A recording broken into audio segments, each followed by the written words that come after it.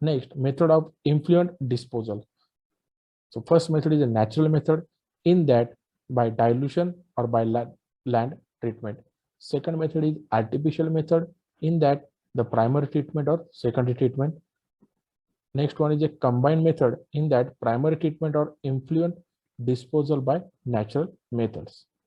So first one is the dilution method. In this process, the treated wastewater or effluent is released into natural stream.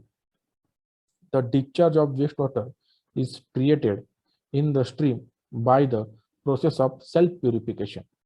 The degree of treatment depends on the self-purification capacity of stream and intended use of the water body. Condition favoring dilution without treatment, where the wastewater is fresh, discharged within 2 to 3 hours, where the floating matters or settleable solid are removed, where the water body is in large volume than wastewater, where the DO is sufficiently high to satisfy BOD and should remain the water for aquatic life, where the wastewater doesn't contact toxic matter from industrial effluent, where the receiving water is not immediate source of drinking water to nearby site. So condition essential for treatment before dilution, where the wastewater is harmful to aquatic life, where the wastewater is toxic to worm, the volume of receiving water is not sufficient, the wastewater is not a fresh. So this is the standard of dilution in first para or in first table dilution factor, and in second table standard purification method is required.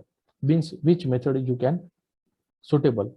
For example, primary method or secondary method or tertiary method.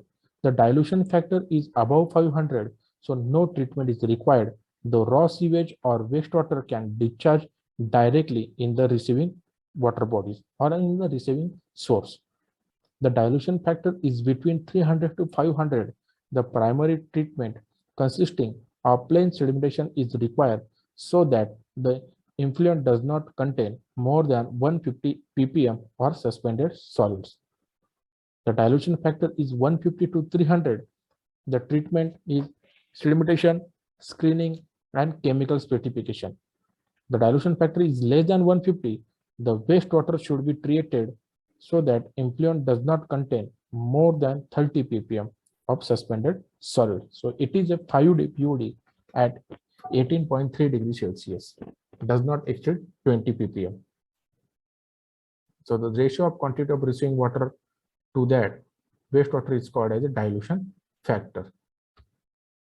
So next term is the classification of river as per Ministry of Environment and the Forest and Climate Changes as per Government of India. So Indian river are classified using various norms as on the basis of their sources, on the basis of their perenniality, on the basis of their water utility, on the basis of their ecology. So first, process of self-purification of a river or a stream. So the self-purification process is divided into 4 zones. First zone, degradation zone. Second, active decomposition zone. Third, recovery zone. And last one is a clear water zone. In degradation zone, wastewater is turbid, anaerobic degradation, and dark in color.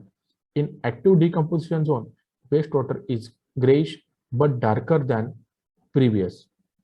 In recovery zone, stabilization of organic matter, low food, and low microorganism growth, hence low BOD. Then clear water zone, final zone where wastewater attain its normal condition of water before discharge into stream. So this is a process of self-purification of stream or sanitation. This is a diagram to indicate that DO or sag oxygen curve. So this is a clear water zone, then zone of degradation, zone of active decomposition, zone of recovery, and the zone of clear water up to 100%. This is a physical indication. In clear zone, clear water, no bottom sludge is present. In zone of degradation, 40% DO is reduced, floating the solid bottom, sludge color, turbidity. In zone of active decomposition, grayish and darker color, then number of gases evolution, blacks come at top. In zone of recovery, turbidity is present at the bottom of the zone, and in clear water zone, clear water with the no bottom of the sludge. This is a oxygen sac curve. There are three parts. First, saturation DO, then deoxygenation, reoxygenation. In reoxygenation means to gain of oxygen, and deoxygenation means to loss of oxygen. So this is a Stripper-Phillips equation.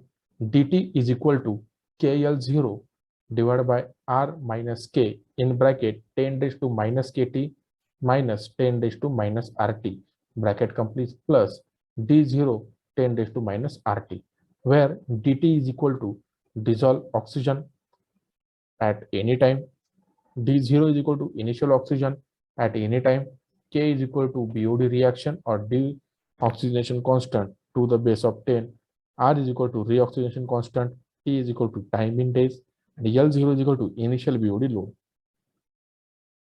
The first stage of BOD formation, the amount of BOD remaining at the time of T, the expression is LT is equal to L0 10 raised to minus KT. So these are the formulae are used to find out BOD5 ratio in amount of wastewater present in to decompose the bacterial activity. So next term is a total organic carbon in bracket TOC. So this is an approach to find the amount of organic matter in wastewater by determining the amount of organic carbon. For the typical untreated domestic wastewater, BOD5 divided by total organic carbon ratio varies from 1 to 1.6. In this test, the inorganic carbon is converted to CO2, which is stripped, oxidized in furnace in presence of catalyst. The CO2 form is measured by infiltrated analyzer. This stage is rapid, accurate, but very costly due to equipment and skill required for it. The total oxygen demand method is another instrumental method to measure the organic content. It is based on measurement of oxygen used to burn the organic substance and to minor extent in inorganic too. This test is conducted in platinum catalyst chamber. This is a theoretical method of computing the oxygen demand of various organic matter present in wastewater. If the chemical formula of organic matter is also known as a theoretical oxygen demand. The theoretical oxygen demand is determined by assuming following step. In first step, first carbon is converted to CO2 and nitrogen to ammonia. In ammonium oxidized nitrate. Nitrate is oxidized to nitrate. The theoretical oxygen demand will be addition of oxygen required for all above mentioned the step number 3. Then relative stability. In relative stability, wastewater is the ratio of available oxygen to the required oxygen satisfying the first stage of BOD. Okay. So next part is continue in next lecture. Thank you.